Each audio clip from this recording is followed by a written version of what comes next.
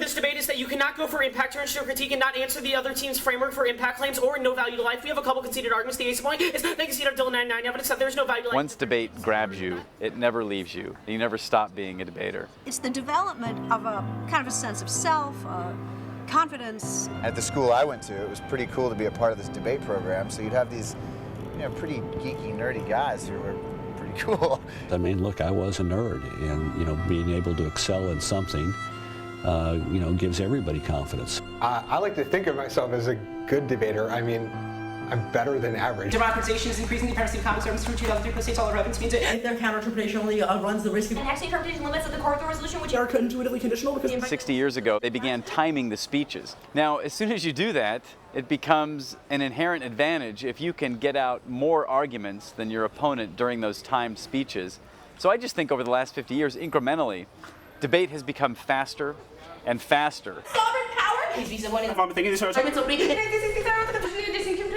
And what has happened now is you've got a subculture that uses a jargon, uses a form of speaking, and a rate of speed of speaking that no normal person can understand. Papa? They still don't answer about sovereignty. It's very fast, it's very technical, and it's very rigorous. Why are we even debating? What's the purpose of doing this? Is it just to take the smartest kids in the country, the most privileged kids in the country, to make them smarter and more privileged? Or should the purpose of the way we debate, the style of our debate, should it be something that engages and brings in other students?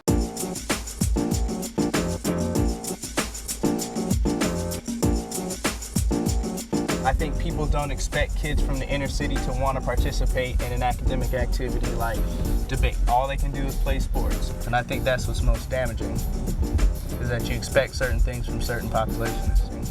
Me and Richard were at a debate camp in Atlanta. And I remember it was a practice round. And in the practice round, these people had 7 or 8 different arguments, and we just didn't think it made any sense. And we were like, well, this isn't real to our lives, this doesn't make any real sense. It's like, we don't learn anything from this. And we just spent the entire debate round talking about why that didn't make any sense to us, why this kind of takes away our ability to learn. We started running the argument, and it kind of just took off from there. I believe very strongly in debating. I think it's a great activity. If African American students are not as well represented in the ranks of debating, if there's something can be done to stimulate interest there, then that's very beneficial. You have these two kids that, from their perspective, they believe debate has become something that's simply information processing.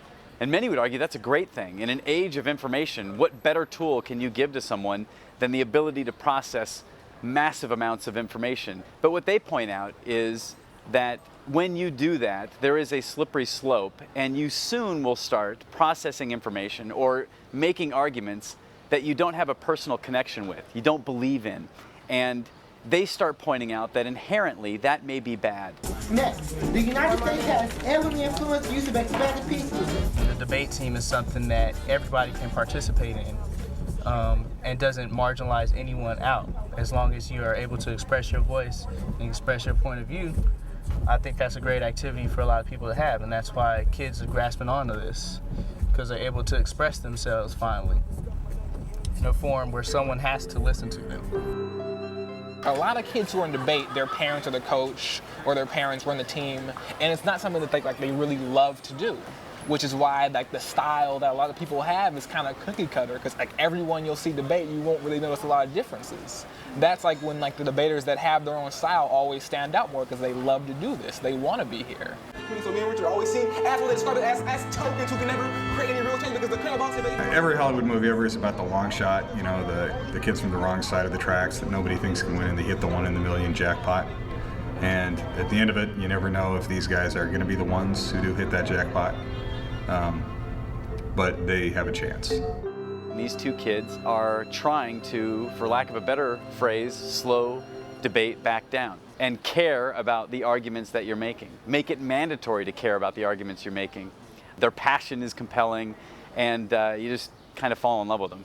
One of the best, if not the best moment of my life right there.